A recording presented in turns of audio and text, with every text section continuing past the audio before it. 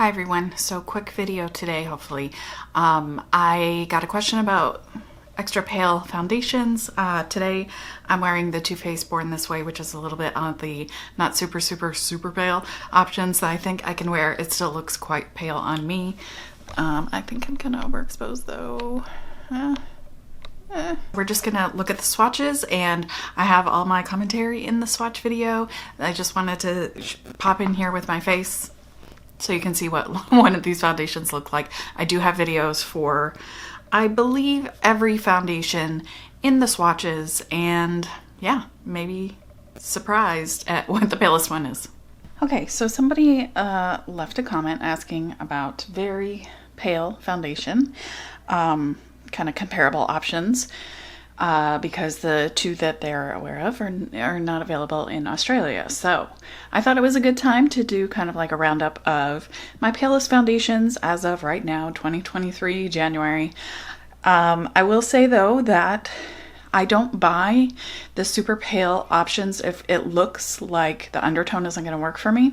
I tend to, these days, go for the option that hopefully is within my level, but with a warmer undertone. And so that means I sometimes end up getting something that's a little bit on the darker side, and there might be a lighter option that's available.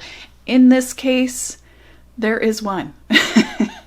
One of these definitely does go lighter that maybe it works. I don't know if it's available in Australia, but hopefully. Okay, so the first thing, they wanted to see comparables to the Lancome Tent Needle Ultra in 085W. No, N, 085N. And because that shade, I'm guessing, is just not available everywhere. It's new-ish. And the Glamouflage from Hard Candy in 1500. I mean, my sticker says new, but it's definitely not new anymore.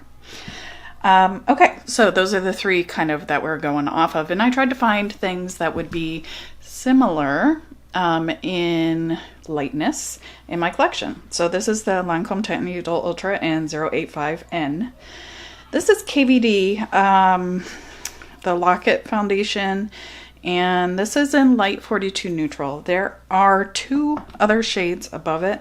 There's one that I think is mostly white, and also something else, the 41, which I think is also lighter than the 42. This is the Hard Candy Glamouflage in 1500. This might be the lightest thing that I have, though I don't think this is available many places outside of the US. This is the JCat Skinsurance, so it's also really affordable, in porcelain, the Max Coverage Silky Foundation. This is super pale. This one. Yeah. And it is a little bit more of a kind of yellowish undertone, which for me personally is what I'm looking for.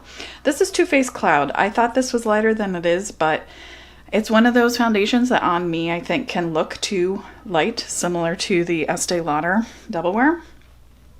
But I haven't worn it in a really long time, so I don't know, maybe I'll try it out again. The formula doesn't work so great for me. Anyway. Next up is the Hourglass Vanish Seamless Finish Liquid Foundation in Blanc. The stick foundation in Blanc is quite a bit darker than this, but this formula, it's very pale. I cannot make this formula work on my face at all. I've tried so many different ways. I think it's a fairly common experience that people have difficulty wearing that foundation, from what I remember, going back in the archives of my brain. But I do believe that is a more challenging formula. This one, again, is something that I think of as very pale, but, in comparison, it's not super bright. It's the Milk Makeup, what is this called? It says matte foundation. Oh, Blur Liquid. There we go.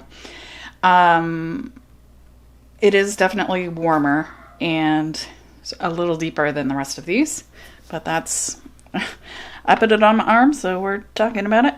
And lastly, this is what I tend to kind of pull out for my kind of very, very pale, sometimes looks weird on me option, and it's the Estee Lauder Double Wear in 0N1 Alabaster. It is the lightest shade that Double Wear comes in.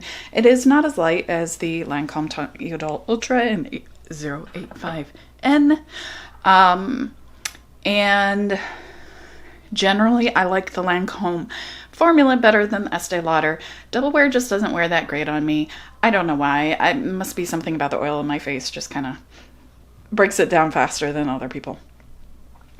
So there you have it. Those are my really pale foundations as of the beginning of 2023. So KVD, I think, is probably a really good option to look into because there is a lighter shade than the one that's on my arm. And I do believe that it is international. And if you can get it, the JCat, also really good. That I don't know how viable it is to buy things and get it shipped overseas. If it is a drugstore foundation, maybe the affordability makes that a little bit more viable. I don't know.